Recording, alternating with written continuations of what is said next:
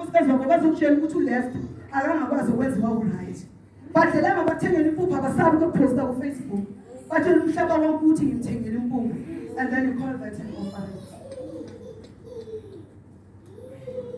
Bazalwane kufuneka ibandla kaMandla. Lelo likhona la kaMandla. Lelo likhona black mampatile. I hate the statement where I will be told ukuthi nikela ngoba uzoba rich. Because the truth is God showed me ukuthi labantu abathi nikela because uzoba rich. Yiba ba rich because bagibela imoto ezinhle, but I'm still walking next to my shoe. Siyaphela lokho bathi nikela and you became rich. But they never told me how to give.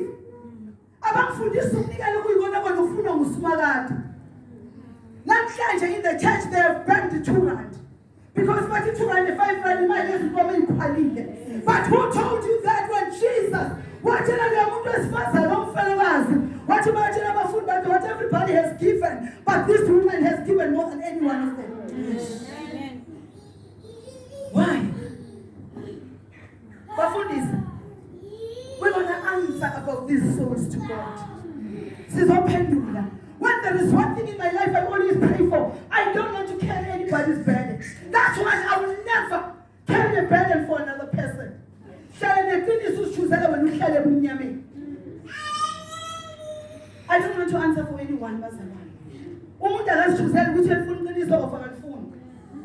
you were told what to offer and not what to offer.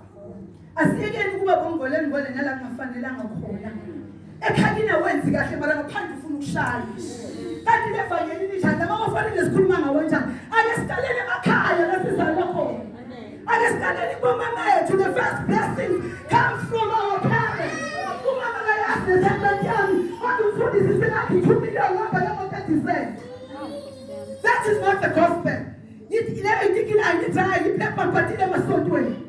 will never be blessed by God mawenza kanjani. Abantu babona lelanga kufuma makhe.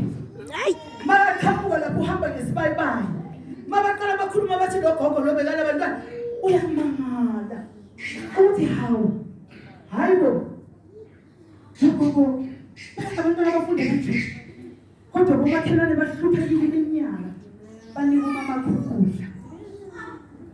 Ivangeli labazalwane banamhlanje. The gospel of today. They don't care. As long as you bring it to the church. No wonder our churches are not growing. I want my husband.